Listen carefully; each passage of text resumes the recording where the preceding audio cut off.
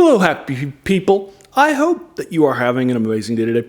So today I'm taking a look at my Captain America cereal from 1944.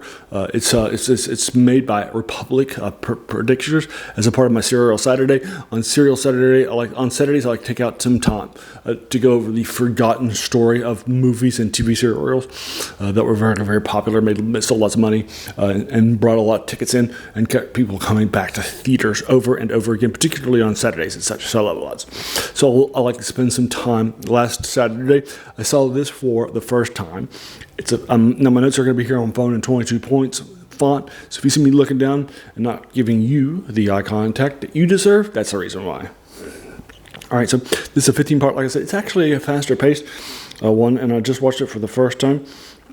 It's like I said before, it's a faster 244 minutes long, whereas these often 15-parters that are typically oftentimes a lot of padding and stuff in the middle. This one didn't. It was a faster paced stuff because it's Republic. They tend to put some quality stuff into their things, right, and such. So this is like I said, a loose adaptation of the source material. He goes from a World War II soldier on the front lines to a district attorney who uses this as his superhero identity at night to sneak into places and beat up bad guys. Right? It's not even the same character's name. Right? They changed everything. So this stars as Grant Gardner, not Steve Rogers in Captain America, and district attorney. It's Dick Purcell. That's that guy. There is a secretary who works at the DA's office and will go into various things and so forth, and she also knows his identity too, and helps him out with that too. That character is named Gail Richards, and it's played by Lorna Gray. For you folks, and then the big bad, the scarab, is Lionel Atwell. For you folks, I'm sorry, Atwell. For you folks. Like I said, it's made by Republic. It's the last one in the superhero genre that they've made. And this is a big fall from Captain Marvel. Tended to start this series with. Lots. It's directed by two people, Shane Clifton and John English. And the list of writers is like 6 or 8 or 10. So I'll put them up on screen, but I won't list them for you because I won't take that much of your time. Right, so I don't like what this does to the source material. For example, one of the things it does is it changes the character up to a even the bad guys on it. The Scarab isn't even a Nazi. He's not funded by Nazis. They don't give a shout out to that at all. It's not of his time, right? Also, the bad guy's identity, the Scarab, is revealed in the first episode. Normally, you would wait until the last episode so you would have that cliffhanger. Who's the bad guy? Find out next week on chapter 15 of the Captain America serial. Next week, right? It doesn't even have that going for it, right? It just reveals it to the audience. Now, our main characters won't know who it is until late. So there is that sort of a suspension of irony, but it's not really that sort of a great. To the audience, because normally what they would do in Republic serials, or even the Batman and Robin one I just saw last week, they would normally wait until the last episode, reveal the person's identity, and it would be they were like a caped person or a masked person, or you just didn't see their face, and then you would find out, and it was a supporting member. Oh my gosh, they were the big bad all along, right? Well, they don't even give you that tension, right? I don't think that's great. Right, and like I said, this is set during the war that's being set in 1944. The presence of a gun rather than a shield is very weird. He's shooting bad guys instead of using the sun. It's a shield for defense. Don't like that at all. They don't even change. They changed none of all of his backstory. He's not a super soldier, right? They don't have the serum, right? He's not the little guy who wanted to be in the military but couldn't, right? This is just a normal guy.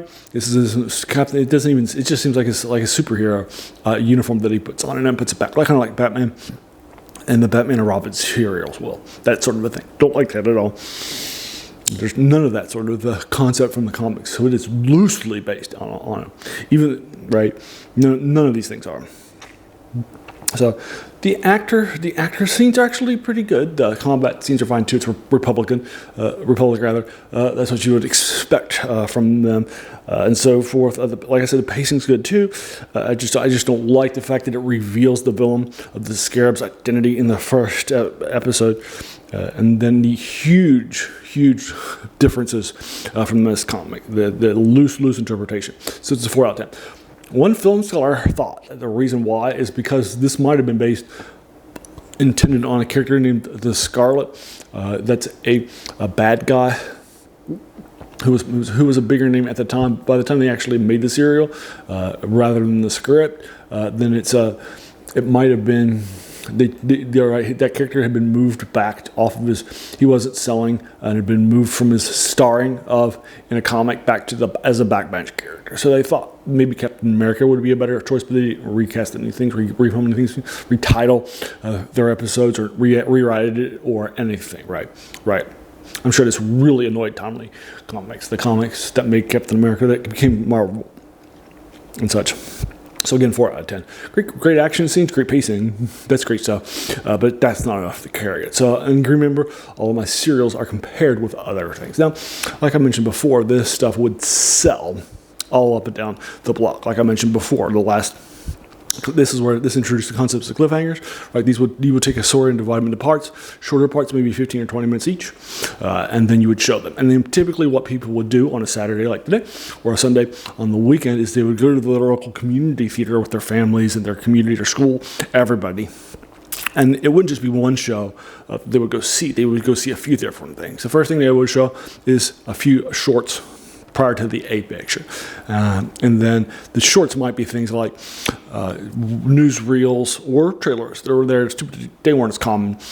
Or, cartoons too that were showing in this area that are a few minutes long, like Steamboat Willie, that sort of thing, the early Disney stuff. That's why all of those things were really short. They were shown before and during films and in theaters proper.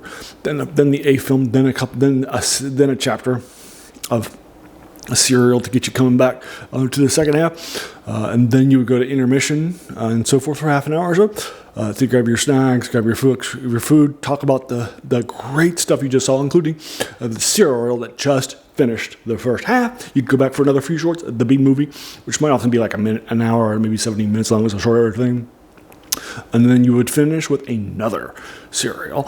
Dum, dum, dum. What will happen next in these serials? Come back next week to the next theater, right? And so you would talk about them on the way out at Monday morning in the coolers at schools and so forth, right? This is where that concept came from. So they kept coming back because of the serials. We've forgotten this way of telling it. That's why I dedicate this Saturday to it and so forth. That's the reason why I dedicate this thing for. And it's also where the name of my channel comes from, The Worst Thing About New Books. That's a quote by French philosopher Jacques Joubert, who said that the worst thing about them was that they kept us from reading the old ones, right? In this case, we're watching them rather than reading them, but you get the idea. I like to do a lot of reviews of science fiction, fantasy, and horror.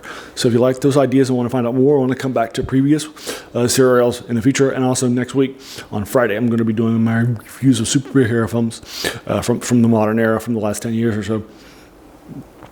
So if you want to follow up with that too, please hit the subscribe button so you'll be notified of those. The like button too, the bell icon to be notified of all my videos that I get posted, no matter what.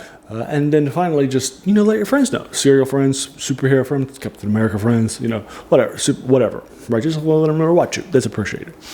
Just do all the YouTube stuff. And then I want to thank you so very much for taking some time out of your day and investing it and watching my video, because we all have so many things, right, that happen in our lives, and we're pulled in so many different directions. So the fact that you spend time with me, that's incredibly humbling, and I appreciate it so very, very much. So thanks again, and have an amazing day.